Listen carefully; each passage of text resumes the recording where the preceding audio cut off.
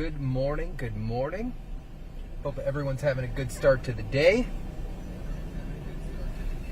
And I'm just doing a quick audio check because I have some feedback in the car. I just want to make sure. Thomas, controlling us there. Everything okay on your end? You're not getting any double feedback from me talking or anything?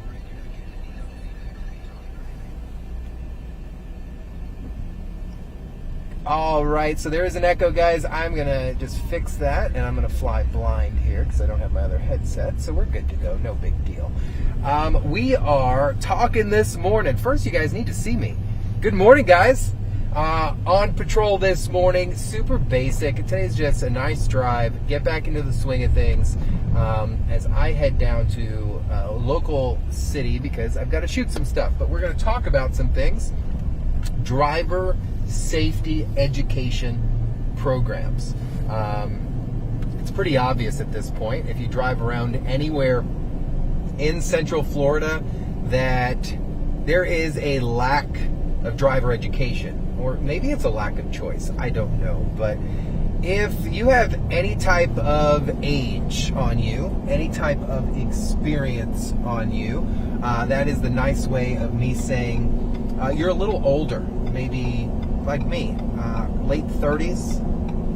There was a time when driver education used to be mandatory, and it used to, man, these guys do not want to let me in today. So we'll catch up to the speed limit here. I was trying to do below so I could slide in, and no one wanted to let me in. Catch up, 55 and a 55, headed westbound I-4 at mile marker 78. Listen, there was a time where I remember being in high school where I went to school in Osceola County, the Osceola County Public School District, and graduated from Poinciana High School. Now, I can remember being in school, and the school had like 3 cars assigned to the school to teach driver education. It was an elected class, and you learned everything you needed to know about the roads plus more. Instead of having a Trooper Steve at News 6, you had class to teach you the common sense things that we teach you all the time out here. But now that isn't anymore. It's not a requirement. It's truly not even an offer in a lot of schools. So the question was presented, Steve, listen, if I want to take a safety class, if I want to take a driver educational program, what options are out there for me? And I want to fill you in just on the basics of what is available to you, not only through your community resources, free programs, but there are so many paid classes that you can take, whether you're driving a vehicle like this one with 4 wheels, or even a motorcycle safety class. Now, a lot of people assume these classes are for brand new drivers. I'm here to tell you, I think we could use that course each and every year. Don't put me in charge of Florida Highway Safety and Motor Vehicle, because I think I would change it so that probably every 2 to 3 years you'd have to retake your driver license test. And part of that is just because of the amount of crashes we have. It's the simple things that are always leading to some really nasty things. So if you are first maybe a new driver, say you've got a teen, right? And your teenager is just learning to drive, just starting off, and you have taken them through those extra steps. You're stopping in the parking lots with them. You're meeting up on the weekends when the areas are not as busy, and they already have their learner's permit, meaning they are allowed to drive at 16 or 17 years old with a licensed driver that is 21 years of age or older. I need you to do something. I want you to check with your local sheriff's office or your local police department, usually your larger police departments. And most of the time you don't need to be a resident within that area. You just need to fill out the program. So many sheriff's office, I know the Osceola County Sheriff's Office, Orange and Seminole, I believe Volusia, Brevard, Marion, Lake, Sumter, all have something very familiar. It's called the Teen Driving Challenge. And what this is, it is a free, I say again, F-R-E-E, free driving course that puts your teens in situations to simply learn. And what am I talking about? I'm talking about offensive and defensive driving. So something we just did just now here in the car. I am proactively always looking around. And this is things that they teach and push into your brain, muscle memory. For example, right now, how often do you see this? You're on a ramp, you're getting onto a major highway, and drivers are only thinking about things as they happen rather than preparing for the things that are going to come. They don't teach that in your basic driver test. That's not a question, right? All right, for example, question 35 on the test does not ask you when going from I-4 to the Florida Turnpike, you should A, B, C, or D when moving over into traffic. But in these courses, they kind of try to prep you for the totality of operating a motor vehicle. So yes, getting up to speed, turning your turning signal on, looking in your left, center, and right view mirror, and being observant of what's around you, seeing the space and getting out of that area as quick as possible so that you can flow with traffic. Not all courses teach that, but a lot of the teen driving challenge courses will teach those types of situations. And they are free. Another thing for my seniors, there's a program around here in Central Florida called the CarFit Program. CarFit Program. And it's exactly what it sounds like, fitting you to your vehicle. Here at New 6, we've talked about this. I'm a CarFit instructor or fitter, if you want to call it.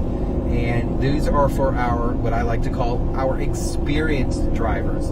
They are the seniors, right? Our seniors are very prominent here in the state of Florida. And guess what? We're all going to be a senior at some point, God willing that we get to make it there, right? So we are creatures of habit. And when you're driving a car for so long, we become pretty stubborn about it. So the CarFit program facing on our seniors educates them about the nomenclature, the features of their vehicle, and a lot of the positioning of a senior in a vehicle. So often in a senior relationship, if you've been married for a long time, there's usually one driver in the household. And if that other driver was to pass away, then all of a sudden that driving relies on you. How often do you see somebody of senior age either way too far from the steering wheel or way too forward, close up on it, or too low, too high in the seat?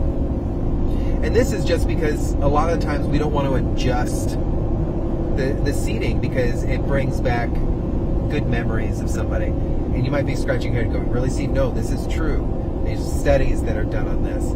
Speaking with experienced senior drivers, it's a nostalgic experience for them to operate that car the way that their loved one had left it. But is it the safe way to do it? No, it's not.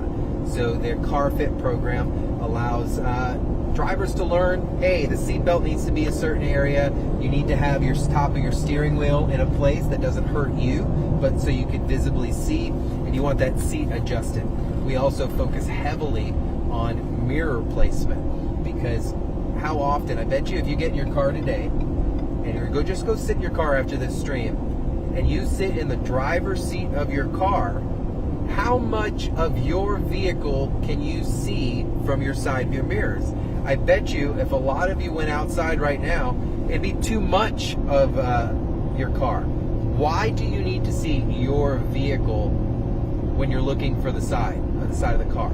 So in that CarFit program, we do talk about proper mirror placement. So teen driving challenges for our youth and new drivers, and then the CarFit program for our experienced drivers. Now, for us that are just simply out and about wanting to learn a little bit more, first and foremost, good for you.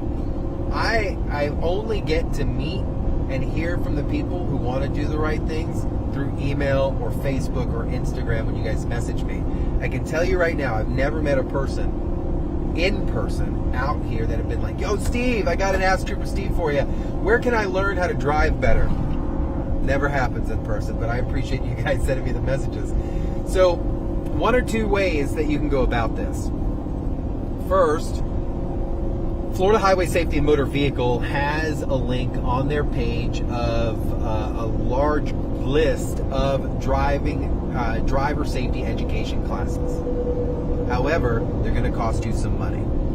So there are a few. There's the basic ones that you would be required to go through if you got a speeding ticket and you wanted to maybe remove your those points off your driver's license. You're going to pay for a course like that. Now, there are several different versions of it, online, in person, the famous comedy ones, which are so far from funny that it's a little sad. But there are options. You're going to pay for that, and those are mandatory. And they're usually not too expensive. Now, there are some courses that are privatized. There are no public courses that really put you through the driving experience for free, other than the other ones that I've spoken to you about. And we're not going to give commercials, but there are several here in Central Florida. You can Google them, and they'll pop up. What do you get out of this kind of courses if you're not required to take it? It's a simple refresher. What do you get out of me every day when you watch News 6? You get a little bit of a refresher. Those defensive driving tactics. Little things, as simple as keeping the radio a little low. In congested traffic, you might think this is weird, but cracking your window. I do a lot of weird stuff behind the wheel. But you also need to remember, I've been a law enforcement officer since I was 18 years old. So to me, a lot of this is danger mitigation, just because I'm paranoid all the time. But if you take the word paranoid out and you do what I do, then you're a prepared driver, right? As simple as cracking the window a little bit so you can hear what's happening around you. Having that volume of the radio. I want you to enjoy your music. Lord knows I jam out in this truck every single day, but it's so that you're observant about what's going on, knowing what a safe following distance is between you and the vehicle in front of you. Yeah, we could preach 1 to 2 cars, but in a lot of these courses, they're going to teach you what I'm teaching you. Being able to come to a complete stop in traffic and still being able to see the tires, the rear tires of the vehicle in front of you clearly with road space. What do I mean by that? If exiting here off of the turnpike and we were coming to a stop, I want to leave space to where a few things can happen. First and foremost, I leave space that if I'm impacted from behind, I'm not going to hit the car in front of me.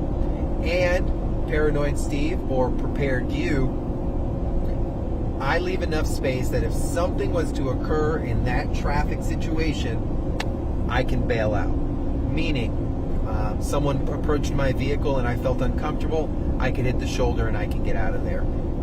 A dangerous situation presented itself, an altercation with the vehicles in front of me, I could hit the shoulder and I can get out of there.